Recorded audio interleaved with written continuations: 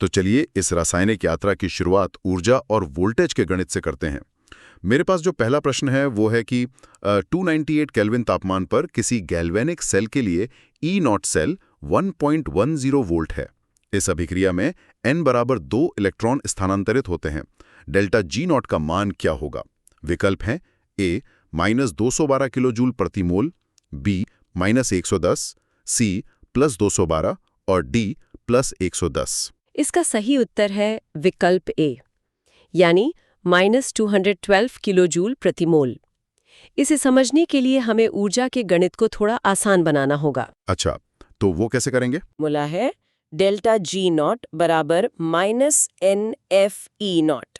यहाँ N वो electron है जो बह रहे हैं, F फैराडे का नियतांक है और E नॉट आपका वोल्टेज है। तो जब हम इन सबको गुणा करते हैं तो हमें ये -212 का आंकड़ा मिलता है। बिल्कुल। विज्ञान में जब भी ये ऊर्जा ऋणात्मक या माइनस होती है तो इसका मतलब है कि सिस्टम अपनी ऊर्जा खुद बाहर निकाल रहा है। अगर मैं इसे एक एनालॉजी से समझूं, तो क्या ये पहाड़ी से नीचे गिरते हुए पानी की तरह है? पहाड़ी से गिरता पानी? हाँ, मतलब पानी को ऊपर से नीचे गिराने के लिए कोई मोटर नहीं लगानी पड़ती ना, वो गुरुत्वाकर्षण के कारण खुद गिरता है और उस गिरते हुए पानी से हम टरबाइन घुमा सकते हैं। क्या गैल्वेनिक सेल में ये माइनस साइन यही बता रहा है कि काम अपने आप हो रहा है? ये बहुत ही सटीक उदाहरण है। जब मुक्त ऊर्जा ऋणात्मक होती है तो सिस्टम में अतिरिक्त ऊर्जा होती है जिसे वो खुद ब खुद बाहर धकेलता है। उसी धकेली गई ऊर्जा को हम बिजली के रूप में इस्तेमाल करते हैं। कमाल है। लेकिन ये तो तब की बात हुई जब सब कुछ एकदम मानक अवस्था में हो। स्रोत सामग्री में अब दूसरा प्रश्न नर्स समीकरण को लेकर है।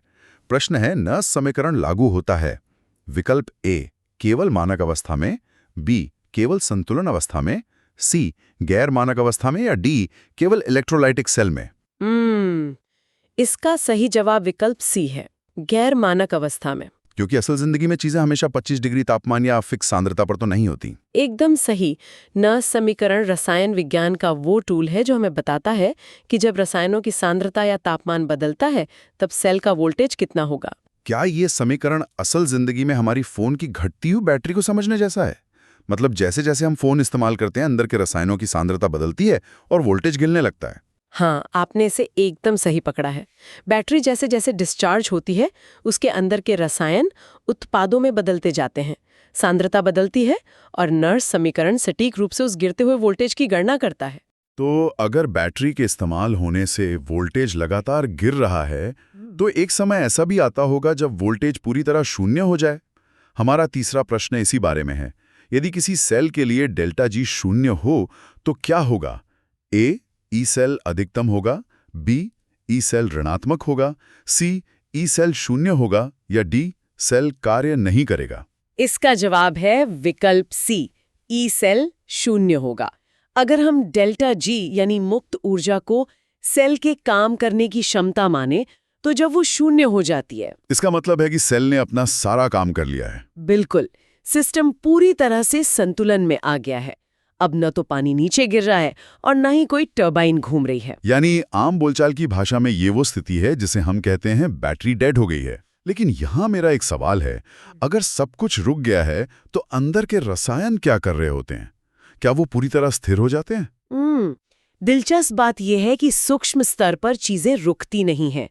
संतुलन का मतलब है कि अब आगे बढ़ने और पीछे हटने की गति एकदम बराबर हो गई है। अच्छा। हाँ, जितनी तेजी से रसायन उत्पाद बना रहे हैं उतनी ही तेजी से उत्पाद वापस रसायन बन रहे हैं। ऊर्जा का कोई शुद्ध प्रवाह नहीं हो रहा है, इसलिए बाहर हमें वोल्टेज शून्य मिलता है। ये बहुत ही रोचक है। चलिए अब चौथा प्रश्न देखते हैं। निम्न में से किसका मान तापमान बढ़ाने पर बदलता है? विकल्प हैं A E naught cell, B delta G naught, C K यानी संतुलन नियतांक या डी मानक इलेक्ट्रोड विभव। यहाँ सही उत्तर विकल्प सी है, संतुलन नियतांक यानी के, क्योंकि रासायनिक संतुलन तापमान के प्रति बहुत संवेदनशील होता है। क्या यहाँ भी कोई विज्ञान का नियम लागू होता है? हाँ, लच-शटेलियर का सिद्धांत ये बताता है कि कोई भी रासायनिक सिस्टम बदलाव का विरोध करता है। अगर बैटरी के अंदर की प्रतिक्रिया गर्मी पैदा करने वाली है और आप बाहर से तापमान बढ़ा दें, तो सिस्टम उस गर्मी को कम करने के लिए उल्टी दिशा में काम करने लगेगा। एकदम सही। इसीलिए तापमान बदलने से पूरा का पूरा संतुलन ही शिफ्ट हो जाता है। हो, तो इसीलिए जब फोन बहुत ज्यादा गर्म हो जाता है तो बैटरी का प्रदर्शन अजीब हो जाता है। खैर, अब इस सेल के अंदर की दुनिया में थोड़ा और उतरते हैं। 5वां प्रश्न एनोड और कैथोड के बारे में है। निम्न में से कौन सा कथन सही है? ए, ऑक्सीकरण कैथोड पर होता है। बी, अपचयन एनोड पर होता है। सी, इलेक्ट्रॉन एनोड से कैथोड की ओर जाते हैं। या डी, धनायन एनोड की ओर जाते हैं। इसका सही उत्तर विकल्प सी है। इलेक्ट्रॉन एनोड से कैथोड की ओर जाते हैं। इसे समझने के लिए बस एक बुनियादी बात याद रखनी है। एनोड वो जगह है जहां ऑक्सीकरण होता है। मतलब इलेक्ट्रॉनों का निकलना? तो एनोड इलेक्ट्रॉनों का जन्मदाता हो गया। बिल्कुल। और क्योंकि एनोड पर ढेरों इलेक्ट्रॉनों की भीड़ जमा हो जाती है, उन्हें वहां से भागने का रास्ता चाहिए होता है। इसलिए वे तार के रास्ते कैथोड की तरफ भागते हैं, जहां अपचयन के लिए उनका इंतजार हो रहा होता है। हाँ, और यही भीड़ और उनका भागना ही तो वो विद्युत धारा है जो हमारे गैजेट्स चलाती है। क्या बात है।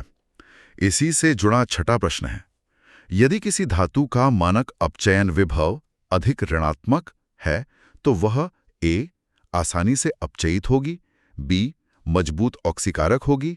सी, मजबूत अपचायक होगी। या डी, अक्रिय धातु होगी। इसका उत्तर सी है, मजबूत अपचायक होगी। विभव का ऋणात्मक होना ये बताता है कि उस धातु को इलेक्ट्रॉन अपने पास रखना बिल्कुल पसंद नहीं है। अगर मैं इसे इंसानी स्वभाव से जोड़ूं तो ये धातुएं इतनी उदार हैं कि ये अपने इलेक्ट्रॉन फेंककर दूसरों की मदद करना चाहती हैं, दूसरों का अपचयन करना चाहती हैं। हाँ, ये एक बहुत ही मजेदार तरीका है इसे याद रखने का। लिथियम इसका एक बहुत अच्छा उदाहरण है। उसका अपचयन विभव सबसे अधिक ऋणात्मक होता है। तो वो इलेक्ट्रॉन देने के लिए बेताब रहता है। बिल्कुल। इसीलिए आधुनिक लिथियम आयन बैटरियां इतनी शक्तिशाली होती हैं। और हम उसी लिथियम की उदारता पर अपनी डिजिटल जिंदगी चला रहे हैं। लेकिन जब बैटरी खत्म होती है तो हम उसे चार्ज करते हैं। 7वां प्रश्न इसी से जुड़ा है। इलेक्ट्रोलाइटिक सेल में ए, अभिक्रिया स्वतः होती है। बी, विद्युत ऊर्जा रासायनिक ऊर्जा में बदलती है। सी, रासायनिक ऊर्जा विद्युत ऊर्जा में बदलती है। या डी, डेल्टा जी सदैव ऋणात्मक होता है। इसका सही जवाब बी है, विद्युत ऊर्जा रासायनिक ऊर्जा में बदलती है। अभी तक हम गैल्वेनिक सेल की बात कर रहे थे जहां रसायन खुद काम करके बिजली बना रहे थे, जैसे पहाड़ी से गिरता पानी। हाँ, लेकिन इलेक्ट्रोलाइटिक सेल एकदम उल्टा है। ये उस गिरे हुए पानी को वापस पहाड़ी की चोटी पर चढ़ाने जैसा है। और इसके लिए हमें बाहर से मोटर लगानी पड़ेगी। एकदम सही। इलेक्ट्रोलाइटिक सेल में हम बाहर से बिजली देते हैं ताकि रसायनों को जबरदस्ती उनकी पुरानी स्थिति में धकेला जा सके। तो बैटरी का डिस्चार्ज होना गैल्वेनिक है और चार्ज होना इलेक्ट्रोलाइटिक। बहुत स्पष्ट हो गया। 8वां प्रश्न देखते हैं। यदि किसी सेल में अभिकारकों की सांद्रता बढ़ा दी जाए तो ई सेल ए सदैव बढ़ेगा, बी सदैव घटेगा, सी अभिक्रिया पर निर्भर करेगा या डी अपरिवर्तित रहेगा। इसका सही उत्तर ए है, सदैव बढ़ेगा। जब आप अभिकारकों को बढ़ाते हैं तो सिस्टम संतुलन बनाने के लिए उत्पादों की दिशा में और तेजी से भागता है। तो ये ऐसा है कि आग में और ज्यादा लकड़ी या ईंधन डाल दें तो आग और तेज जलेगी। हाँ, जितना अधिक ईंधन उतना अधिक वोल्टेज। खैर, अब हम सिद्धांत से निकलकर वास्तविक दुनिया की ओर चलते हैं। माइकल फैराडे के नियमों पर आते हैं। 9वां प्रश्न है, फैराडे के प्रथम नियम के अनुसार निक्षेपित पदार्थ का द्रव्यमान निर्भर करता है ए विभव पर, बी प्रतिरोध पर, सी विद्युत आवेश पर या डी तापमान पर। इसका उत्तर सी है, विद्युत आवेश पर। नियम बहुत सीधा है। मान लीजिए आप किसी खालखाने में काम कर रहे हैं। अच्छा। जितने ज्यादा मजदूर यानी इलेक्ट्रॉन आप काम पर लगाएंगे और जितनी देर तक वे काम करेंगे उतना ही ज्यादा काम होगा। यानी अगर किसी को चम्मच पर चांदी की परत चढ़ानी है तो वो जितनी देर तक करंट देगा, चांदी की परत उतनी मोटी होगी। बिल्कुल सीधा गणित है। लेकिन 10वां प्रश्न यहाँ एक बहुत बड़ा ट्विस्ट फेंकता है। 2 अलग अलग इलेक्ट्रोलाइटों से समान आवेश प्रवाहित करने पर निक्षेपित पदार्थों का द्रव्यमान अनुपात होगा ए उनके परमाणु भार के समान, बी उनके तुल्य भार के समान, सी उनके घनत्व के समान या डी उनके अपचयन विभव के समान। ये फैराडे का दूसरा नियम है और सही उत्तर बी है, उनके तुल्य भार के समान। मुझे यहाँ थोड़ी चुनौती देने दीजिए। अगर मैंने दोनों में एकदम बराबर मात्रा में बिजली भेजी है बराबर मजदूर लगाए हैं तो काम अलग अलग क्यों हुआ? ये बहुत ही लाजवाब सवाल है। इसका जवाब छिपे हुए तुल्य भार में है। हर तत्व का वजन अलग होता है और उसे जमा करने के लिए अलग संख्या में इलेक्ट्रॉनों की जरूरत होती है। थोड़ा और समझाइए। देखिए, चांदी को जमा होने के लिए केवल एक इलेक्ट्रॉन की जरूरत होती है, जबकि तांबे को 2 इलेक्ट्रॉनों की जरूरत होती है। अच्छा, तो मतलब चांदी के मामले में हर एक इलेक्ट्रॉन एक परमाणु लेकर आ रहा है, जबकि तांबे के मामले में 2 इलेक्ट्रॉनों को मिलकर एक परमाणु लाना पड़ रहा है। एकदम सही एनालॉजी।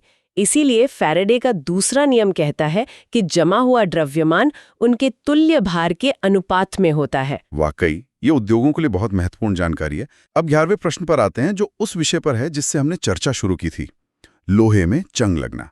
जंग लगने की प्रक्रिया में ए केवल ऑक्सीकरण होता है, बी केवल अपचयन होता है, सी ऑक्सीकरण और अपचयन दोनों होते हैं, या डी कोई विद्युत रासायनिक प्रक्रिया नहीं होती? इसका सही उत्तर सी है। ऑक्सीकरण और अपचयन दोनों होते हैं। यहां मैं फिर से उलझ रहा हूं। आमतौर पर लोग सोचते हैं कि लोहे में जंग लगना मतलब सिर्फ ऑक्सीकरण। इसमें ये अपचयन कहां से आ गया? ये विज्ञान की दुनिया की एक बहुत आम गलतफहमी है। जंग लगना सिर्फ हवा और लोहे का मिलना नहीं है। ये असल में एक छोटी सी बैटरी का बनना है। जब लोहे पर पानी की बूंद गिरती है तो लोहा अपने इलेक्ट्रॉन छोड़ता है, जो ऑक्सीकरण है। ठीक है, यहां तक समझ आता है। लेकिन वो छोड़े गए इलेक्ट्रॉन हवा में उड़ नहीं जाते। वे लोहे के अंदर से ही बहकर पानी की बूंद के दूसरे किनारे तक जाते हैं, जहां हवा की ऑक्सीजन मौजूद होती है। और वो ऑक्सीजन उन इलेक्ट्रॉनों को ग्रहण कर लेती है? बिल्कुल, और इलेक्ट्रॉनों को ग्रहण करना अपचयन है। ओह, तो मतलब वो पानी की बूंद एक इलेक्ट्रोलाइट की तरह काम करने लगती है और लोहे का एक ही टुकड़ा खुद ही एनोड और कैथोड दोनों का काम करता है? जी हाँ, इसीलिए बिना अपचयन के ऑक्सीकरण हो ही नहीं सकता। ये तो सच में दिमाग हिला देने वाला तथ्य है। हम रोज जंग देखते हैं, पर ये नहीं जानते कि करोड़ों छोटी बैटरियां हमारे सामने काम कर रही हैं। बिल्कुल, और इस पूरी प्रक्रिया को नापने के लिए विज्ञान को एक पैमाने की जरूरत होती है। जो हमारा 12वां प्रश्न है, मानक हाइड्रोजन इलेक्ट्रोड या SHE का मानक विभव लिया जाता है। A + 1.00 volt, B - 1.00 volt, C 0.00 volt या D + 0.76 वोल्ट? इसका सही उत्तर सी है, 0.00 वोल्ट। लेकिन ये कोई प्राकृतिक नियम नहीं है। तो फिर क्या है? ये इंसानों द्वारा तय किया गया एक रेफरेंस पॉइंट है। इसे रसायन विज्ञान का समुद्र तल कह सकते हैं। अकेले किसी एक इलेक्ट्रोड का विभव नापना असंभव है। हमें अंतर नापना होता है। तो जैसे माउंट एवरेस्ट की ऊंचाई समुद्र तल से नापी जाती है, जिसे हमने शून्य मान लिया है, वैसे ही हाइड्रोजन को शून्य मान लिया गया है? एकदम सही। अब बाकी सभी धातुओं को इसके मुकाबले नापा जाता है। बहुत खूब। अब हम अपने अंतिम हिस्से की ओर बढ़ रहे हैं। 13वां प्रश्न अधिकतम क्षमता के बारे में है। किस स्थिति में सेल विभव अधिकतम होगा? A Q = 1, B QK से बड़ा हो, C QK से छोटा हो या D Q = K? इसका सही उत्तर सी है, जब Q K से बहुत कम हो। इसे बिना भारी भरकम शब्दों के कैसे समझेंगे? इसे एक सफर की तरह सोचिए कि वो मंजिल है जहां रासायनिक प्रतिक्रिया को पहुंचना है, यानी संतुलन। और Q बताता है कि अभी हम रास्ते में कहाँ हैं। तो जब Q K से बहुत कम है, इसका मतलब प्रतिक्रिया अपनी मंजिल से बहुत दूर है। बिल्कुल, और क्योंकि वो बहुत दूर है, इसलिए वहां तक पहुंचने की उसकी भूख सबसे ज्यादा होती है। यही भूख अधिकतम वोल्टेज पैदा करती है। मतलब जब बैटरी 100% फुल होती है तो वो संतुलन से सबसे दूर होती है। बेहतरीन। अब 14वां प्रश्न देखते हैं। गैल्वेनिक सेल में एनोड A धनात्मक होता है, B ऋणात्मक होता है, C उदासीन होता है या D बदलता रहता है? सही उत्तर B है, ऋणात्मक होता है। ये एक बहुत आम कंफ्यूजन है, क्योंकि इलेक्ट्रोलाइटिक सेल में तो हमने पढ़ा है कि एनोड धनात्मक होता है। हाँ, ये उलटफेर अक्सर लोगों को कंफ्यूज करता है। गैल्वेनिक सेल में एनोड पर धातु टूट रही है और ढेरों इलेक्ट्रॉन्स पीछे छूट रहे हैं। उन इलेक्ट्रॉनों की भीड़ पूरे एनोड को ऋणात्मक बना देती है। जबकि इलेक्ट्रोलाइटिक सेल में, जहां हम बाहर से बिजली दे रहे होते हैं, हम जानबूझकर एनोड को पॉजिटिव टर्मिनल से जोड़ते हैं ताकि वो इलेक्ट्रॉनों को खींच सके। एकदम सही। प्रक्रिया वही है, पर चार्ज बदल जाता है। अब हम अपनी स्रोत सामग्री के आखिरी यानी 15वें प्रश्न पर आते हैं। यदि किसी सेल का संतुलन नियतांक बहुत अधिक है तो A ΔG0 धनात्मक होगा, B डेल्टा जी नॉट ऋणात्मक होगा, सी ई नॉट सेल शून्य होगा, या डी अभिक्रिया संभव नहीं होगी? इसका सही उत्तर बी है। डेल्टा जी नॉट अत्यधिक ऋणात्मक होगा। तो इस पूरी चर्चा को समेटते हुए इसका बड़ा अर्थ क्या निकला? इसका बड़ा अर्थ ये है कि यदि संतुलन नियतांक यानी कि के बहुत अधिक है तो प्रतिक्रिया हर हाल में उत्पादों की तरफ आगे बढ़ना चाहती है। और प्रकृति का नियम है कि जो चीज जितनी मजबूती से आगे बढ़ना चाहती है वो उतनी ज्यादा ऊर्जा मुक्त करती है। और ऊर्जा मुक्त करने का मतलब ही है डेल्टा जी नॉट का ऋणात्मक होना। बिल्कुल। उच्च वोल्टेज और मुक्त ऊर्जा ये सब एक ही सिक्के के पहलू हैं। वाह! तो आज हमने ऊर्जा के अमूर्त गणित से लेकर लोहे के बेट पर जंग लगने तक का पूरा सफर तय कर लिया। हमने देखा कि जब हम फोन पर बात करते हैं या कार स्टार्ट करते हैं, हर जगह यही ऊर्जा और इलेक्ट्रॉनों का खेल चल रहा है। मुझे लगता है कि विज्ञान की सबसे खूबसूरत बात यही है, जब कोई इन छोटी चीजों को समझ लेता है तो दुनिया को देखने का नजरिया बदल जाता है। बिल्कुल।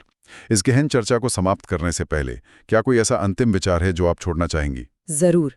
हम अक्सर अपनी बैटरी को प्रतिशत में मापते हैं, लेकिन जैसा कि हमने आज देखा, इस छोटे से डब्बे के अंदर इलेक्ट्रॉनों की एक बेचैन दौड़ चल रही है जो सिर्फ संतुलन खोजना चाहती है।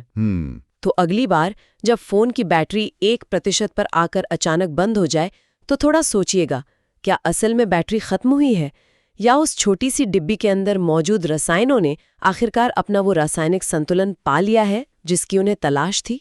क्या बात है! बैटरी खत्म नहीं हुई है, उसने रासायनिक शांति पा ली है। ये एक बहुत ही शानदार नजरिया है सोचने का। इसी विचार के साथ हम आज की इस गहन चर्चा को यहीं समाप्त करते हैं। हमारे साथ जुड़ने के लिए बहुत बहुत धन्यवाद। हम अगले विस्तृत विश्लेषण में फिर मिलेंगे। तब तक विज्ञान पर सवाल उठाते रहिए।